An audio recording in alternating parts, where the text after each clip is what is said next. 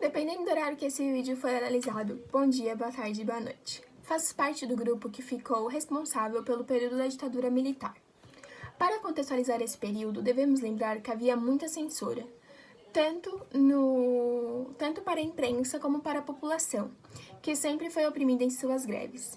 Nesse contexto político, para melhor centralizar e manipular, colocaram em prática a metodologia do planejamento para intervir nos meios sociais. No quesito da saúde, foi o reforçamento da privatização dos serviços médicos.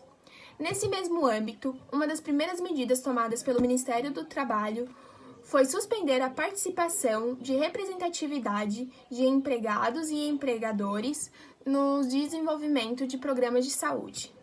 Em 1967, ocorreu a unificação do sistema previdenciário e do Instituto de Aposentadorias e Pensões, que criou o Instituto Nacional de Previdência Social, o INPS. O motivo teórico era aumentar a arrecadação financeira para repassar à saúde, mas o motivo prático acabou sendo desviar verbas para a construção de obras faraônicas, como a Transamazônica, a hidrelétrica de Itaipu e a Ponte Rio-Niterói, para financiar hospitais, só que da rede privada, onde existia alta tecnologia para a época e profissionais muito especializados.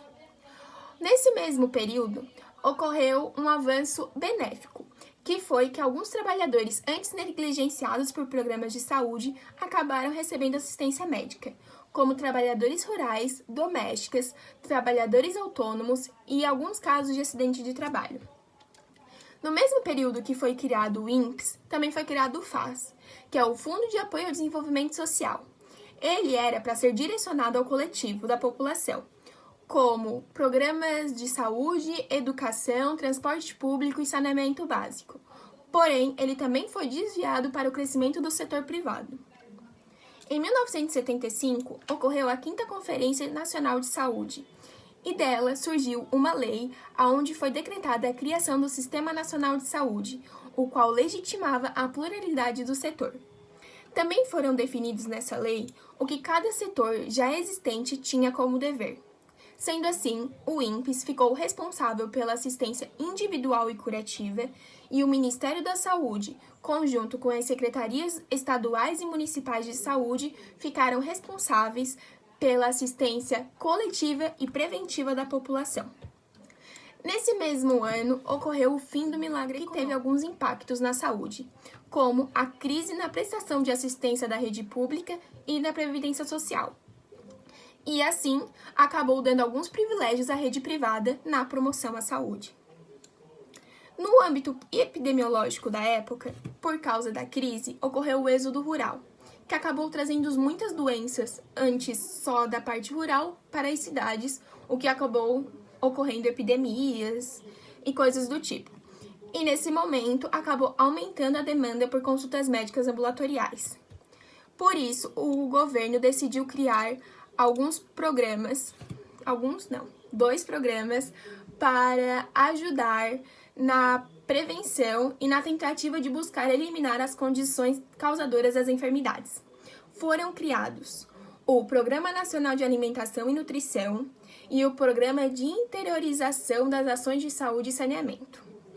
O Programa Nacional de Alimentação e Nutrição, PRONAN, ele tinha em vista a compra de insumos e o estímulo à oferta de alimentos básicos.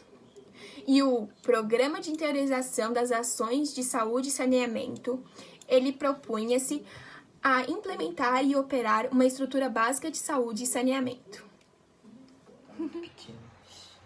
Em 1977, teve a criação do Sistema Nacional de Previdência e Assistência Social, o SINPAS.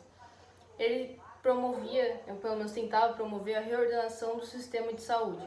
Ele congregava diversas entidades previdenciárias, como o Instituto de Administração Financeira, o IAPAS, que gerenciaria o Fundo de Previdência e Assistência Social, o INPS, a quem competiria a concessão de benefícios e a outras prestações de dinheiro, além de programas essenciais, como o INAMPS, que se responsabilizaria pela prestação de assistência médica individual aos trabalhadores urbanos e rurais.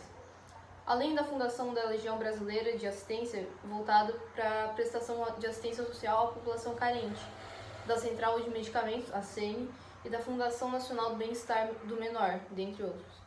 Daí, nos anos 90, o âmbito contextual era a ditadura militar, que difundiu um novo paradigma científico com a introdução das disciplinas sociais na análise do processo saúde-doença.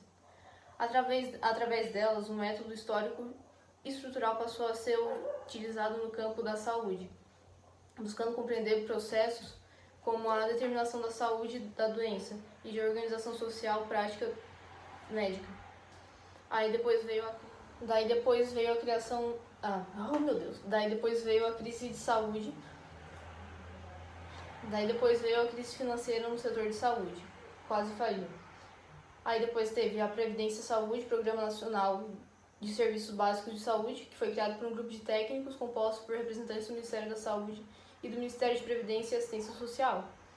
Os objetivos gerais eram a reestruturação e a ampliação dos serviços de saúde, saneamento e habilitação.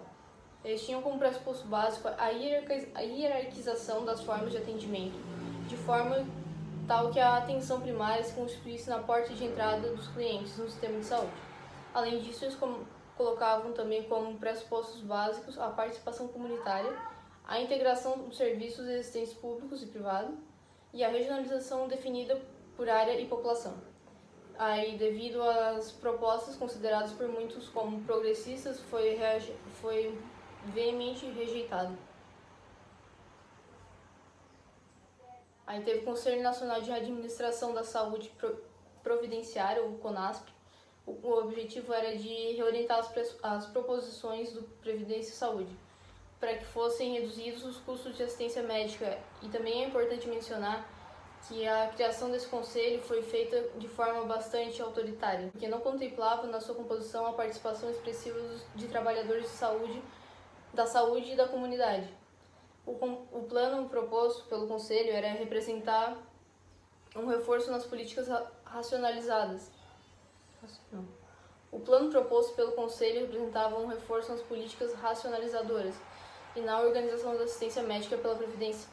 Apresentava como princípio a priorização das ações primárias com ênfase na assistência ambulatorial, a integração, instituições nos 3 níveis, que seriam o federal, o municipal e o estadual, a partir de um sistema regionalizado e hierarquizado, bem como a utilização plena da capacidade da produção e participação complementar da iniciativa privada.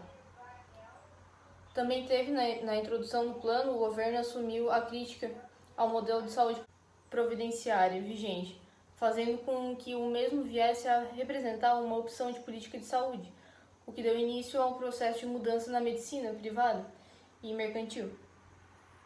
Na possibilidade de conciliar os interesses e de adiar as soluções das questões emergentes, o governo constituiu uma proposta que seria o Plano de Ações Integradas de Saúde, o AIS, como uma estratégia governamental que contemplava os interesses municipais e estaduais e que conferia maior racionalidade aos serviços básicos do setor público através de estabelecimentos de convênio com o Ministério da Previdência e Assistência Social na rede pública, e as AIs reproduziriam o princípio da produtividade. O Sistema Único de Saúde foi criado em 1988 pela Constituição Federal Brasileira, que determinava que era dever do Estado garantir a saúde pública.